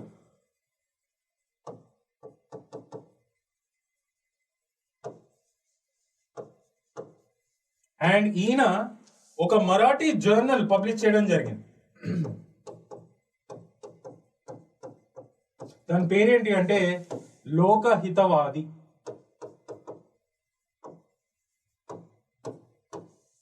And ఈ టైటిలే ఆయన అసలైన టైటిల్ అవ్వడం జరిగింది. So it became the title of Gopal Hari Deshmukh. అయితే ఈ జర్నల్ ద్వారా ఒక 100కు పైగా ఆర్టికల్స్ రాయడం జరిగింది on several social evils in the country. Social issues కానీ సోషల్ ఈవిల్స్ పైన కానీ ఒక 100కి పైన ఆర్టికల్స్ రాయడం జరిగింది ఈ జర్నల్ ద్వారా, which also became his title. ఆ ఆర్టికల్స్ అన్నిటినీ కలుపుకొని ఏమని పిలుచుకోవాలి అంటే శతపత్రే అని పిలుచుకోవాలి. సో ఈయన కూడా చాలా గ్రేట్ పర్సనాలిటీ అనే చెప్పుకోవాలి. And next important socio religious reformer ఎవరు అంటే డికే కార్వే.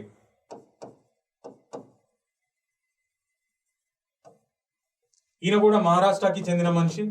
ఈయన ఒక బ్రాహ్మణ్. అండ్ ఈయన దేనికోసం కృషి చేశాడు అంటే విడో రీమ్యారేజెస్.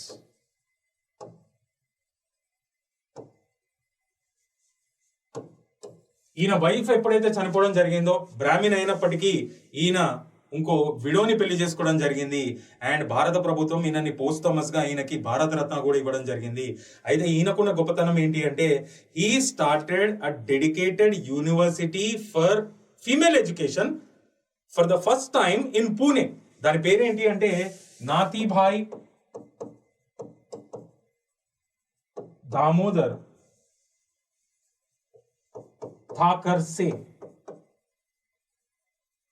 యూనివర్సిటీ. ఎక్కడుంది? పూణే ప్రాంతంలో, మహారాష్ట్రలో. And this is the earliest dedicated university for the female education in India అని చెప్పుకోవాలి. సో అంత కృషి చేయడం జరిగింది. He was also great personality and he was posthumously awarded Bharat Ratna by Government of India. His name was D.K. Karve.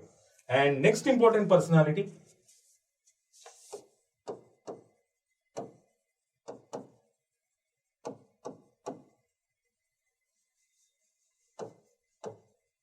Kandukuri Veeresalingam, మన తెలుగువాడు. And ఈయనని popular గా ఏమని పిలుచుకుంటారు అంటే Raja Rammohan Roy of South India అని పిలుస్తారు. He was also greatly inspired by Brahmo Samaj ideology and he established a branch of Brahmo Samaj at Rajamahendravaram, Rajahmundry ఏదైతే ఉందో ఆంధ్రప్రదేశ్ లో, అక్కడ ఎస్టాబ్లిష్ చేయడం జరిగింది. And this person also struggle to promote widow remarriages and female education in India. చాలా చాలా గొప్ప పర్సనాలిటీ. నెక్స్ట్ ఇంపార్టెంట్ పర్సనాలిటీ మనము ఎవరి గురించి డిస్కస్ చేసుకోవాలి ఇక్కడ అంటే, మనము భైరంజీ మలబారి. అండ్ ఈయన he was against to the child marriages. అందుకనే నేను ఇంతకుముందు క్లాస్ లో కూడా మీకు చెప్పాను, మనకి సోషల్ లెజిస్లేషన్స్ అనేది మనము ప్రీవియస్ క్లాసెస్ లో అంటే వేరే టాపిక్ కి సంబంధించిన వీడియోస్ లో ఇదే యూట్యూబ్ లో మీకు కనిపిస్తాయి. అందులో నేను ఏం చెప్పడం జరిగింది అంటే, సోషల్ లెజిస్లేషన్స్ నేను డిస్కస్ చేసినప్పుడు అక్కడ మనము ఏజ్ ఆఫ్ కన్సెంట్ యాక్ట్ గురించి డిస్కస్ చేసాం. ఏజ్ ఆఫ్ కన్సెంట్ యాక్ట్ ఎప్పుడు వచ్చిందంటే 1891 పీరియడ్ లో వచ్చింది. అది ఆ టైం పీరియడ్ లో వైస్రాయ్ ఆఫ్ ఇండియా ఎవరు అంటే లార్డ్ లాన్స్డౌన్. అది ఏం చేశారు అంటే, minimum age for a girl to get married and to participate in the sexual inter course ఆ టైం పీరియడ్ లో 10 years గా ఉండింది 12 years గా చేంజ్ చేయడం జరిగింది. దానికి మొట్టమొదటి కారణం ఏంటి అంటే రుక్మాబాయ్ కేస్.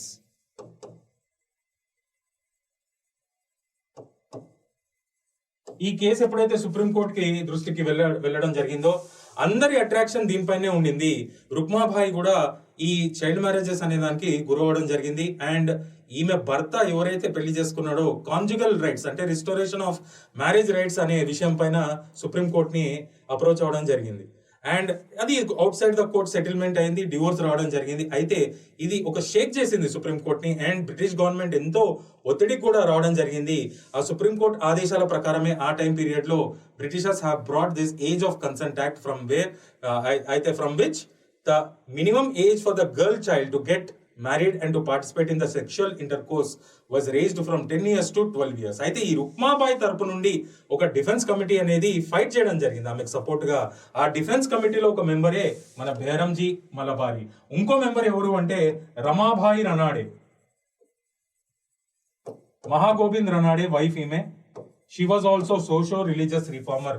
వీళ్ళిద్దరు కూడా రుక్మాబాయి తరపు నుండి సపోర్ట్ చేయడం జరిగింది అనమాట. So they are also important socio religious reformers. And last but not least మనం ఇంకో వ్యక్తి గురించి కూడా మాట్లాడుకోవాలి ఇక్కడ. ఎవరు అంటే henry Vivian Derozio.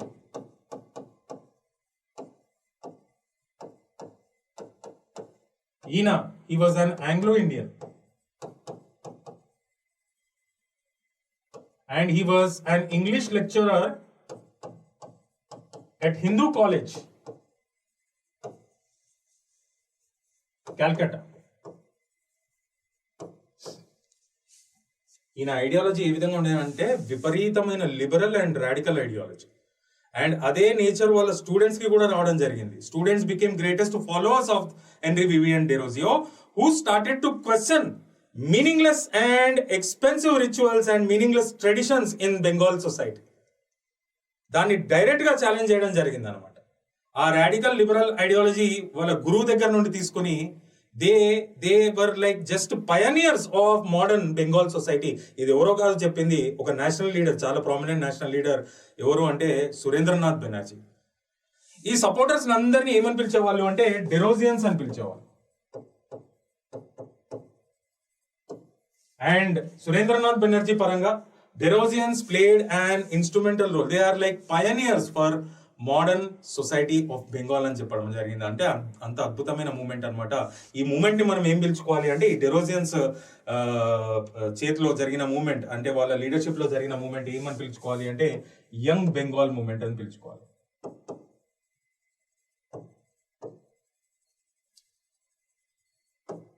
So this is all about the important socio-religious reform movements in Hindu religion. We started our discussion with Brahmo Samaj movement. Then we have discussed about Arya Samaj movement. Then we have discussed about Ramakrishna movement. After that, we have discussed about Theosophical Society. Then we have discussed about Ishwar Chandra Vidyasagar.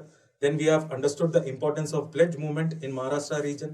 Then we have discussed about D.K. Karve, Gopal Har Deshmukh, Kandukuri Veerasalingam, Bairamji Malabari, and Henry Vivian Derozio also. So these are the important socio-religious reform movements and important socio-religious reformers when it comes to particularly which is focused on Hindu religion. Now let us also discuss something about Farsi religion. Zoroastrianism. దీన్ని నమ్మే వాళ్ళనే ఫార్సీస్ అని పిలుస్తారు. వాళ్ళ homeland ఏంటి అంటే Persia. ఆ విధంగా వచ్చింది ఇట్ట. వాళ్ళు నమ్మే సిద్ధాంతం అంటే ఫిలాసఫీ ఏంటి అంటే జొరాస్ట్రియన్. ఆయన ఒక ఫిలాసఫర్ గా ఉండేవాడు, తర్వాత దేవుడు అయినాడు. వాళ్ళకి జొరాస్ట్రియనిజం ని నమ్ముతారు. అయితే వీళ్ళ రిలీజన్ లో కూడా ఒక సోషల్ రిలీజియస్ రిఫార్మ్ మూవ్మెంట్ అనేది స్టార్ట్ అవ్వడం జరిగింది. అది చేయడానికి అది చేసే ఉద్దేశంలో తీసుకొచ్చిన ఆర్గనైజేషనే Mazda యాస్నా Sabha.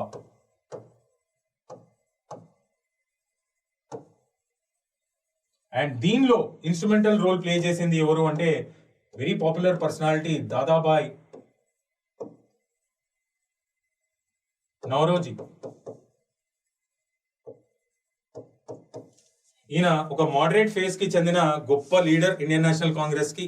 He was instrumental in bringing Indian National Congress party also, and he is respected by all different groups in Congress party, be it moderates or extremist ఎవరైతే ఉన్నారో ఎవరైనా ఉండనియండి. He was the earliest person to discuss about the national income of the country. He was the earliest person to discuss about the drain of wealth by the Britishers from India to Britain. And he was the earliest Indian to become a parliamentarian in British Parliament. ఇన్ని గొప్ప విషయాలు ఉన్నాయి. ఎంతో ప్రేమగా ఈయనను ఏమని పిలుచుకుంటామంటే grand old man of India అని పిలుచుకుంటాము. అంతేకాకుండా దీనిలో ఇన్స్ట్రుమెంటల్ రోల్ ప్లే చేసిన వాళ్ళలో ఎస్ఎస్ బెంగాలీ ఉన్నాడు, and Nauroji Furdonji.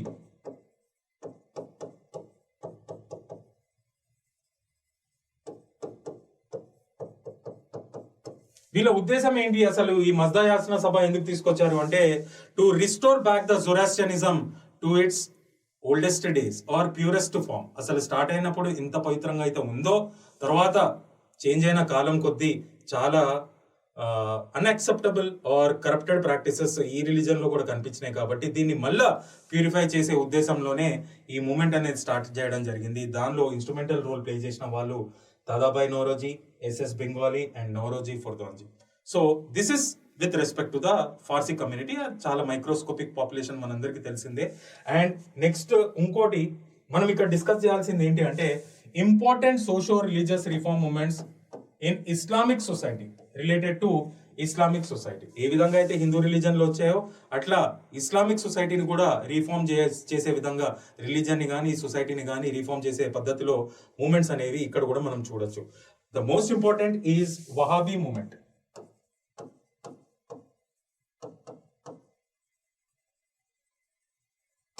మరి ఈ వహాబీ మూమెంట్ అనేది మనం ఎక్కడ చూడొచ్చు అంటే ఉత్తరప్రదేశ్ రీజన్ లో. దీన్ని స్టార్ట్ చేసిన మనిషి ఎవరు అంటే సయ్యద్ అహ్మద్ రాయ్ బరేలీ. మరి వీళ్ళ ఉద్దేశం ఏంటి అంటే to restore back the Islamic philosophy to its oldest days or purest form. Prophet Muhammad time period లో ఏ విధంగా అయితే పవిత్రంగా వచ్చిందో దాన్ని అంతే పవిత్రంగా మళ్ళీ రీఫార్మ్ చేసే ఉద్దేశంలోనే ఈ మూమెంట్ అనేది స్టార్ట్ అవ్వడం జరిగింది. ఇదంతా గొప్ప లక్షణమే, చాలా మంచి విషయమే. కానీ it took a political shape. ఏది వహాబీ మూవ్మెంట్ అనేది it had taken a political shape where the Wahhabi started to desire ఏంటి అంటే to restore back their lost political power and glory in India. అప్పటిదాకా ముఘల్స్ పరిపాలించారు కాబట్టి అదొక ముస్లిం రూల్ కాబట్టి మనం ఏదైతే పోగొట్టుకున్నామో మళ్ళీ అది మనము తక్కించుకోవాలి అని చెప్పి ఆ ఉద్దేశం కూడా వీళ్ళకి రావడం జరిగింది. This Wahabi movement had definitely taken a political shape and their desire was to restore back their lost glory and power on Indian soil. అయితే మరి అప్పుడు బ్రిటిష్ గవర్నమెంట్ గమ్మునూరుకుంటుందా? So this ideology brought them directly into the clashes with the British forces and Wahhabis were sent as prisoners to the Kalapani jail in Andaman and Nicobar. You can check the records. ఈ విధంగా ఎప్పుడైతే political shape తీసుకోవడం జరిగిందో అది it became an immediate reason with the clashes with the British and many Wahabis were sent as prisoners to Andaman and Nicobar jail. ఇది this is about Wahabi movement. Second ఏంటి అంటే second important movement మనకి ఇక్కడ మనం చూసినట్టయితే ఫరైజీ మూవ్మెంట్. ఇది మనం పెజెంట్ మూమెంట్స్ లో కూడా చెప్పాను మీకు దీనికి సంబంధించిన టాపిక్. ఇది ఎక్కడ చూడొచ్చు మనం అంటే బెంగాల్ రీజన్ లో. ఇది స్టార్ట్ చేసిన మనుషులు ఎవరు అంటే హాజీ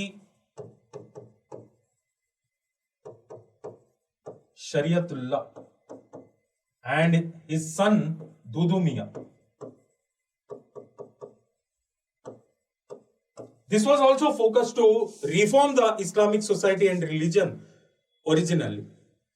కానీ ఇదే క్రమంలో వీళ్ళు ఏం చేశారు అంటే దుదుమియా కానీ ఆయన తండ్రి కానీ they gave a call to the peasants in Bengal region saying that all are equals and nobody has got an authority to impose tax on others అని చెప్పి చెప్పడం జరిగింది.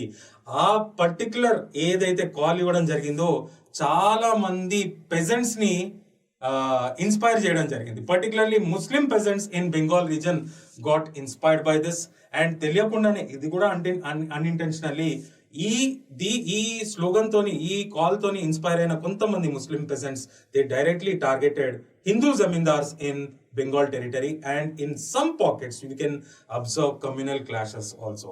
నేను అందుకనే క్లాస్ స్టార్టింగ్ లోనే చెప్పా రిలీజన్ కి మధ్యలో గ్యాప్స్ అనేవి తెలియకుండా ఏర్పడడం జరిగింది.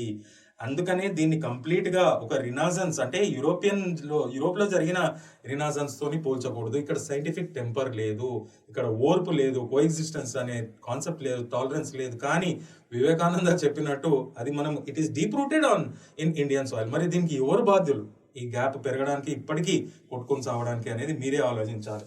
So this is about Faraizi movement that had taken place in Bengal region. Next ఏంటి అంటే అలీగర్ మూవ్మెంట్.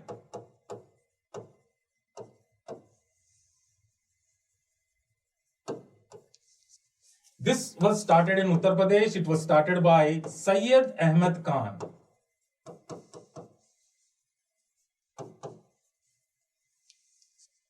And ఇది ఏంటి అంటే they were greatest supporters of Western education in India and they wanted the continuity of British rule in India. ఎవరు Aligarh movement కి సంబంధించిన వాళ్ళు. And Syed Ahmed Khan and his followers were instrumental in establishing Aligarh Anglo Oriental College. ఇక్కడ అంటే అలీగర్ అనే place Uttar Pradesh లో establish చేయడం జరిగింది. Aligarh Anglo Oriental College which later became popular as Aligarh Muslim University. ఇప్పటికీ చాలా చాలా పాపులర్ యూనివర్సిటీ అండ్ చాలా మంది ఇక్కడ ఎవరైతే యూపీఎస్సీకి కోచింగ్ తీసుకున్న వాళ్ళు ఉంటారో చాలా మంది ర్యాంక్స్ కూడా కొట్టడం జరిగింది. అంత అద్భుతమైన ఫౌండేషన్ కోర్స్ అక్కడ ఇవ్వడం జరుగుతుంది ఒక ఎగ్జామ్ తర్వాత. అయితే that was brought during his period ఏది Aligarh Anglo Oriental College which later became Anglo మనకి Aligarh Muslim University. So they were the greatest supporters of western education and continuity of British rule in India. దీనికి విరుద్ధంగానే దీనికి opposing గానే ఇంకో movement start అయింది. అదేంటి అంటే Deoband movement.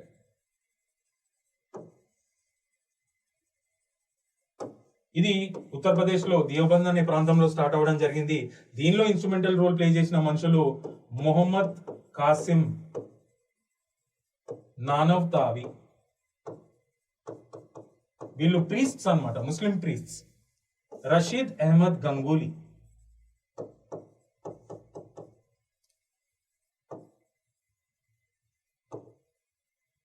and it was opposing to Aligarh movement kabatti these people did not support to the promotion of Western education in India. Instead they wanted the promotion of Islamic education. అదే ఉద్దేశంతోని దియోబంద్లో ఒక మదరసాని తీసుకుని రావడం జరిగింది. Today it is the largest madrasa in entire India. And అంతేకాకుండా ఇవాళ ఈ Muslim community ఏదైతే ఉందో ఇండియాలో వీళ్ళకి చాలా చాలా ఇంపార్టెంట్ క్రూషియల్ ఫత్వాస్ అంటే డైరెక్షన్స్ ఏవైతే వస్తాయో అవి కూడా దియోబంద్ నుండి రావడం జరుగుతుంది.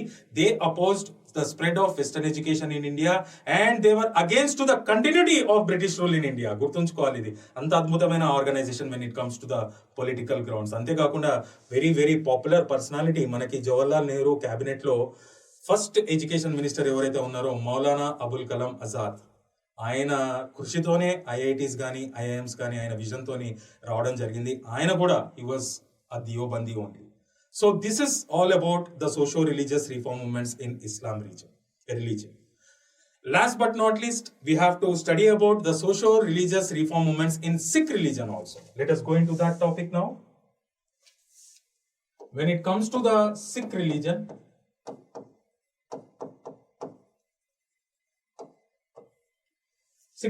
మనం చూసినట్టయితే ఫస్ట్ ఇంపార్టెంట్ ఏంటి అంటే నామ్ధారీ మూమెంట్.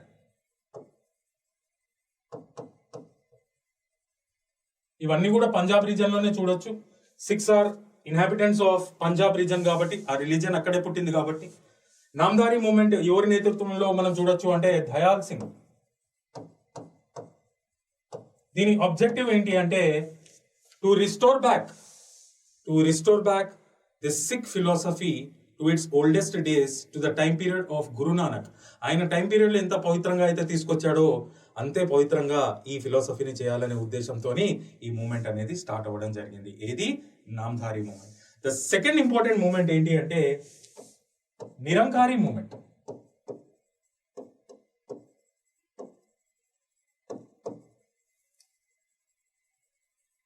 ఇది కూడా పంజాబ్ రీజన్ లో మనం చూడొచ్చు. ఇది తీసుకొచ్చిన మనిషి రామ్ సింగ్.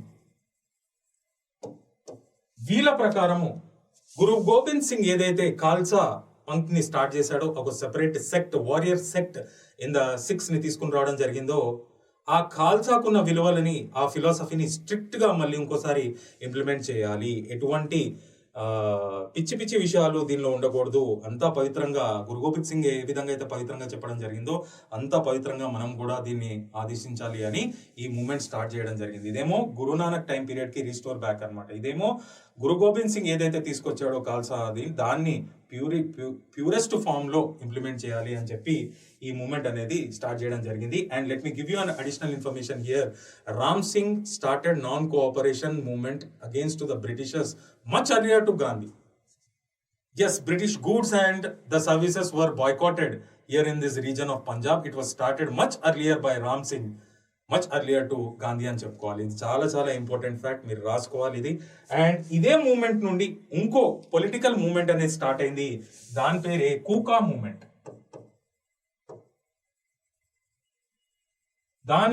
దానిలో చాలా పాపులర్ పర్సనాలిటీ ఎవరు అంటే భగత్ జవహర్ మల్.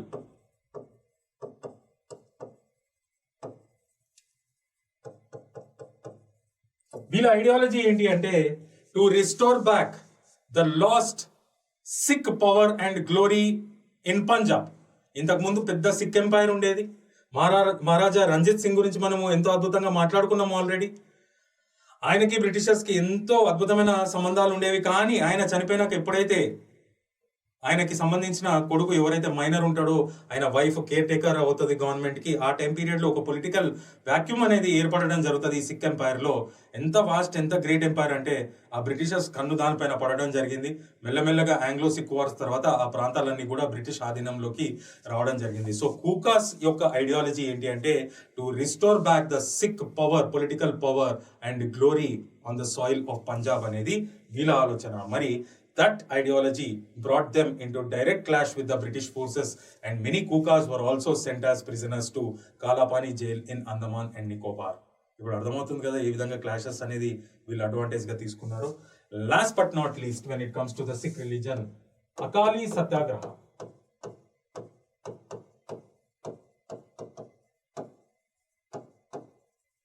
ఇది కూడా పంజాబ్ రీజన్ లో మనం చూడొచ్చు. ఇన్స్ట్రుమెంటల్ రోల్ ప్లే చేసిన మనుషులు తారా సింగ్,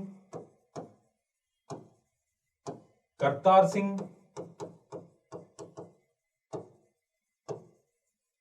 కరత్ సింగ్ అండ్ అదర్స్. ఇది దేనికి విరుద్ధంగా అంటే, సత్యాగ్రహాన్ని ఎందుకు వచ్చింది కూడా నేను చెప్తాను, డోంట్ వరీ. దేనికి విరుద్ధంగా అంటే it was against the domination of the priests in the gurdwaras. ఎట్లయితే హిందూ టెంపుల్స్ లో కొంతమంది ప్రీస్ట్ బాగా కరప్టెడ్ ప్రాక్టీసెస్ కి గురవుతున్నారు, ఆ విధంగానే ఈ రిలీజన్ లో కూడా కొంతమంది ప్రీస్ట్ పవర్ అంతా వాళ్ళ చేతి, ఎందుకంటే టెంపుల్స్ కానీ ఆ టైంలో ఉన్న సీక్రెట్ ప్లేసెస్ కింద పెద్ద ఎత్తున ల్యాండ్స్ ఉండేవి, పెద్ద ఎత్తున పవర్ కూడా ఆ విధంగానే వచ్చేది, పెద్ద ఎత్తున వెల్త్ కూడా ఆ విధంగానే జనరేట్ అయ్యేది ఆ ల్యాండ్స్ ద్వారా. దాంతో ఒక పవర్ ఎప్పుడైతే ఆ పవర్ వీళ్ళ మైండ్ లోకి వస్తుందో, ఆ పవర్ వీళ్ళ చేతిలోకి వస్తుందో, యాంటీ సోషల్ ప్రాక్టీసెస్ కూడా చాలా చేయడం జరిగింది అనమాట. So this was completely against the domination of the priest in gurdwara. And దీనికి ఇండియన్ నేషనల్ కాంగ్రెస్ సపోర్ట్ ఇవ్వడం జరిగింది. It became an integral part of non cooperation movement కూడా. మనం ఇంతకుముందు క్లాసెస్ లో చదివినట్టు రీజనల్ ఇవన్నీ కూడా మనకి చెంచు రివోల్ట్ ఏదైతే ఉందో ఆంధ్రప్రదేశ్ లో జరిగింది, ఫారెస్ట్ సత్యాగ్రహం చేయడం జరిగింది, మహాత్మా గాంధీ అండ్ కుండా వెంకటప్పయ్య దానికి సపోర్ట్ చేయడం జరిగింది. ఆ విధంగానే మాపిలా రివోల్ట్ కి కూడా మనకి నాన్ కోఆపరేషన్ మూవ్మెంట్ తోని ఇంటిగ్రేట్ చేయడం జరిగింది. ఆ విధంగానే అకాలీ సత్యాగ్రహం కూడా it became integral part of non cooperation movement. అయితే ఇది బ్రిటిషర్స్ దృష్టికి వెళ్ళడం జరిగింది. బ్రిటిషర్స్ ఆ టైంలో ఒక లెజిస్లేషన్ ని తీసుకుని రావడం జరిగింది by ending the domination of the priest in gurdwara. ఇప్పటి నుండి ఆ టైం పీరియడ్ నుండి గురుద్వారాస్ ని ఎవరు మేనేజ్ చేసేవాళ్ళు అంటే గురుద్వారా కమిటీస్ మేనేజ్ చేస్తాయి. ఇప్పటికీ కూడా అదే ట్రెడిషన్ ఇక్కడ. So this is all about the socio religious reform movements in Sikh religion. Finally we are done with an elaborate discussion related to the socio religious reform movements in modern India, and we have understood how unique they are when compared with the socio religious reform movements of ancient and medieval eras. And we have also learned socio religious reform movements in modern era were responsible for widening the gap. Some movements were responsible for widening the gap between different religions, and finally that became one of the important factors responsible for the partition of India into India and Pakistan, where the Britishers have successfully implemented divide and rule policy. And we have also seen the nature and characteristics of these socio-religious reform movements. And we have studied about different important socio-religious reform movements in Hindu religion, Muslim religion, Farsi religion, and Sikh religion also. Please by heart these facts well. I hope you have enjoyed this session today and learned many new facts. Thank you so much. Vivek signing off. Bye.